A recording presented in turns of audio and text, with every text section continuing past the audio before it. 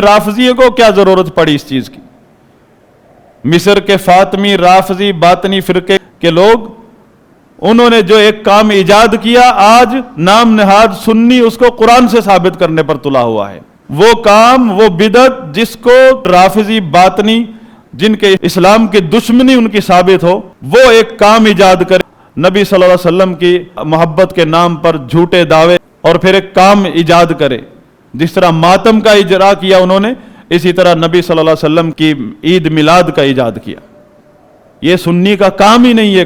تو ایسے شخص سے ہم کہیں گے، کیا رسول اللہ صلی اللہ علیہ وسلم، خلفائے راشدین، صحابہ کرام، تابعین، تبع تابعین، ائمہ کرام، امام ابو حنیفہ، امام مالک، شافعی، احمد بن حنبل، بخاری، مسلم، یہ ائمہ دین، کیا یہ لوگ اللہ کے رسول صلی اللہ علیہ وسلم کی محبت سے خالی تھے؟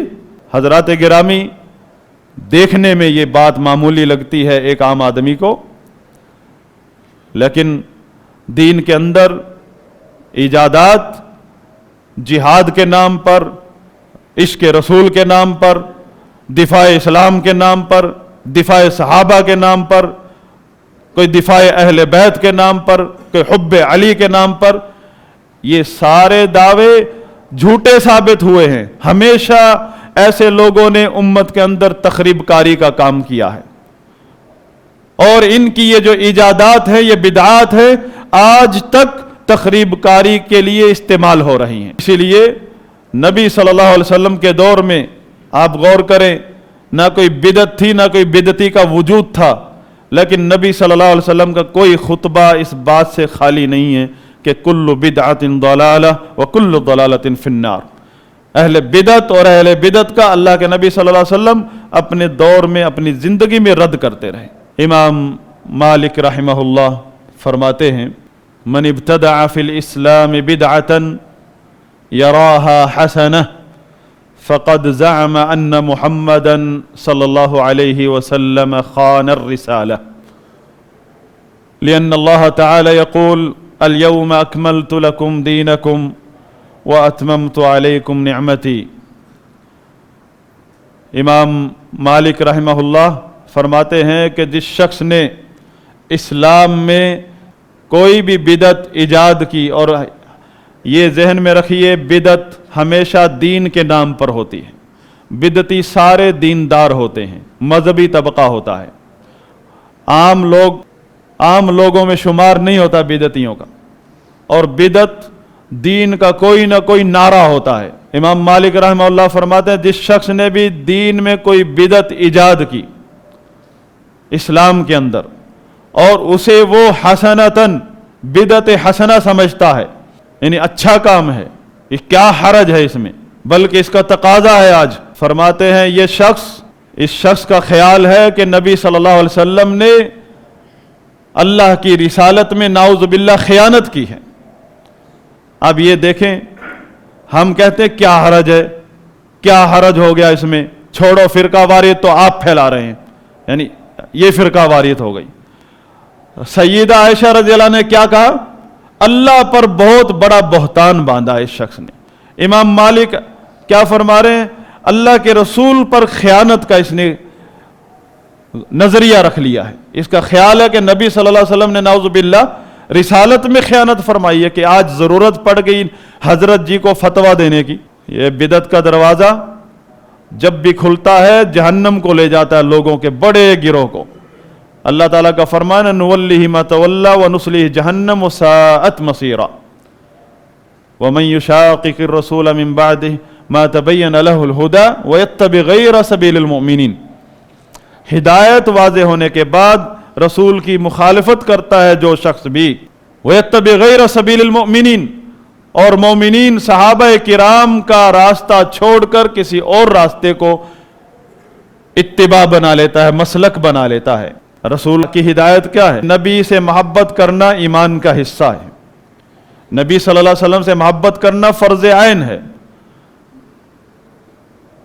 اور صحابہ کا مسلک کیا ہے؟ صحابہ کے مسلک کو جب ہم کھولتے ہیں، صحابہ کی زندگیوں کو جب ہم پڑھتے ہیں، کہیں بھی عید میلاد کا ذکر نہیں ہے،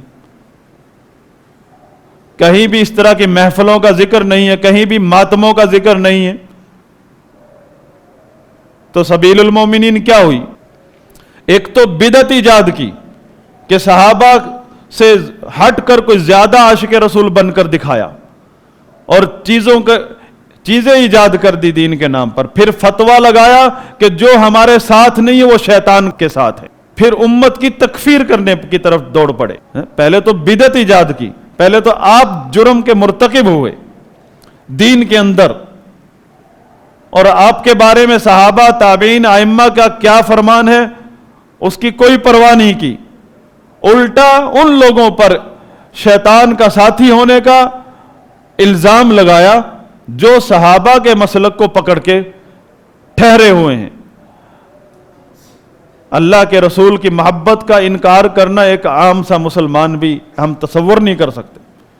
یہ بڑے بڑے علماء، ایک امت کے بہت بڑے طبقہ، اکثریت جس میں ائمہ، تابعین، صحابہ سب آتے ہیں، شیطان کے ساتھی ہوئے۔ یعنی جو ہمارے ساتھ جشن میں نہیں ہے وہ نعوذ باللہ شیطان کا ساتھی ہوا۔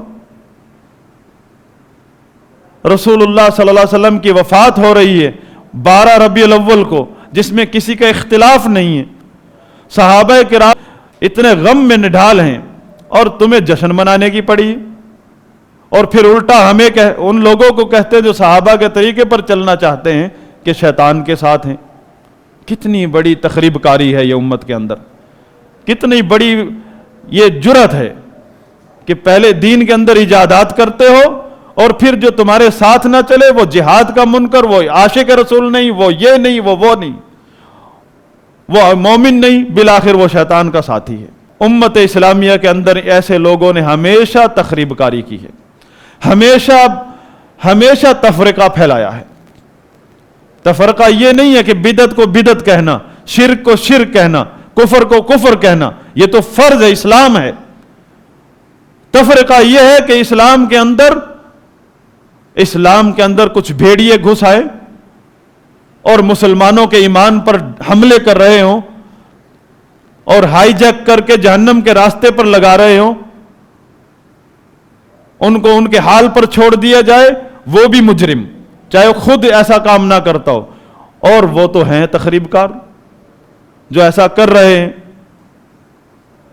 حضرات گرامی، اللہ سے دعا ہے کہ اللہ تعالیٰ اس امت کے حال پر رحم فرمائے، اور اس طرح کی تخریب کاریوں کا اللہ تعالیٰ سد باب فرمائے، علماء اور حکمرانوں کو ہمت اور توفیق عطا فرمائے کہ دین کے نام پر جو بھی تخریب کاری ہے اس کو سرے سے مٹا دیں۔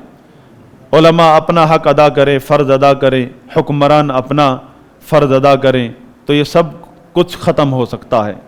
اللہم اعز الاسلام والمسلمین واذل الشرک والمشرکین ودمر اعداءک اعداء الدین۔